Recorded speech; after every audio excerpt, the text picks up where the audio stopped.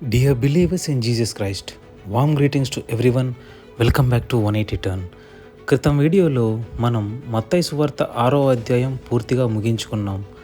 ఇంకా ఆ వీడియో చూడని వాళ్ళు ఎవరైనా ఉంటే వెళ్ళి చూడవలసిందిగా కోరుతున్నాను. ఈ వీడియోలో మనం 7వ అధ్యాయం ప్రారంభిద్దాం. Before we begin, I have a small request.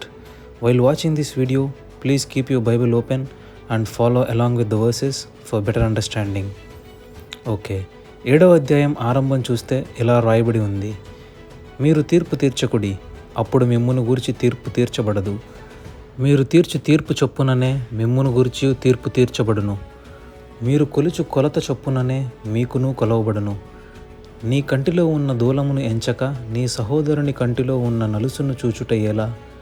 నీ కంటిలో దూలముండగా నీవు నీ సహోదరుని చూచి నీ కంటిలో ఉన్న నలుసును తీసివేయమని చెప్పనేలా? వేషధారి, మొదట నీ కంటిలో ఉన్న దూలమును తీసివేసుకునుము, అప్పుడు నీ సహోదరుని కంటిలోనున్న నలుసును తీసివేయుటకు నీకు తేటగా కనపడును. ఓకే, ఇతరులను విమర్శించటం కానీ ఇతరులను తప్పుపడుతూ తీర్పు తీర్చటం కానీ సరికాదు అని క్రీస్తువారు పలుకుతున్నారు. నువ్వు ఎదుటివాడి తప్పులను బట్టి వానిని విమర్శిస్తున్నావా? అంతకంటే ముందు నీ తప్పులు ఎంత పెద్దవో ఒక్కసారి గ్రహించు. నిజమే కదా, మనం మన తప్పుల కంటే ఇతరుల తప్పులను త్వరగా గుర్తిస్తాం. మన తప్పులను మాత్రం సమర్థించుకోవడానికి ప్రయత్నిస్తాం. ఇతరులు చేసిన పొరపాటుల పట్ల ఎక్కువ కఠినంగా ప్రవర్తిస్తాం. అదే ప్రభువారు ప్రశ్నిస్తున్నారు. నీ కంటిలో దూలముంచుకుని నీ సహోదరుని కంటిలో నలుసును ఎలా వెతుకుతున్నావు అని. ఓకే, మీకు సందేహం రావచ్చు, ఈ మాటల ప్రకారం ఎవరైనా తప్పు చేస్తుంటే మరి చూస్తూ కూర్చోవాలా అని. లేదు, ప్రభువారు అలా చెప్పనే లేదు. తప్పు చేసేవాడిని ప్రేమతో సరిదిద్దే ప్రయత్నం మనం అందరం చేయగలిగే వారంగా ఉండాలి. కానీ వారిని గూర్చి తీర్పు తీర్చటం మాత్రం మన పని కాదని ప్రభువారు చెప్తున్నారు. ఎందుకంటే తీర్పు కేవలం దేవునిది మాత్రమే. ఆ పని ఆయన మాత్రమే చేస్తాడు. సో నీ గురించి ఇతరులు జడ్జ్ చేయకూడదు అని నువ్వు కోరుకుంటున్నట్లయితే ఇతరుల గురించి కూడా నువ్వు జడ్జ్ చేయవద్దు. ఇదే మొదటి వచనం యొక్క భావం. ఇతరులను జడ్జ్ చేయవద్దు, అప్పుడు నిన్ను కూడా ఎవరు జడ్జ్ చేయరు.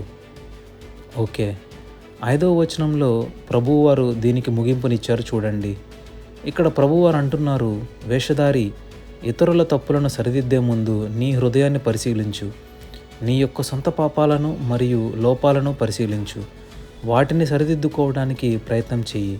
అప్పుడు మాత్రమే నీ సహోదరుణ్ణి దిద్దుబాటు చేసే అర్హత నీకు వస్తుందని యేసుక్రీస్తు వారు చెబుతున్నారు.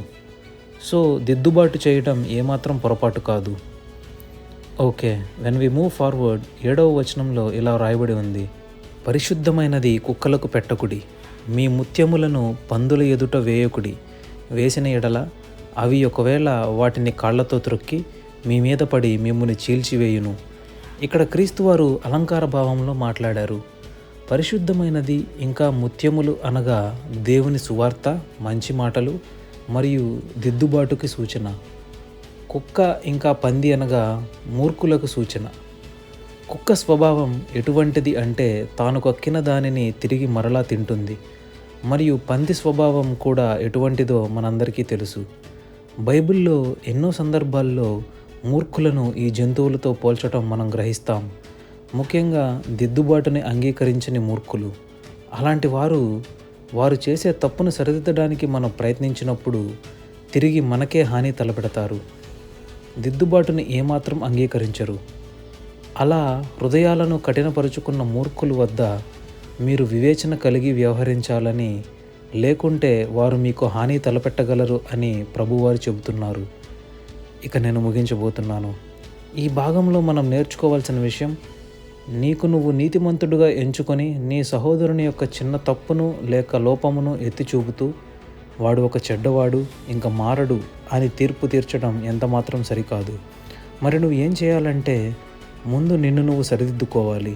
ఆ తరువాతే నీ సహోదరుణ్ణి ప్రేమతో సరిదిద్దడానికి ప్రయత్నం చేయాలి.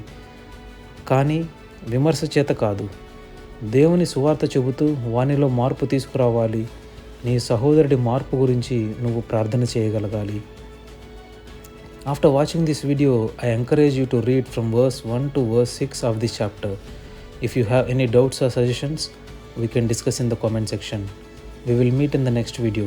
Until then, remember 3 things. Have 100% faith in Yahweh, never cease to pray and walk in repentance way. మన ప్రభు అయిన యేసుక్రీస్తు కృప మీకు తోడై ఉండునుగాక. ఆమెన్.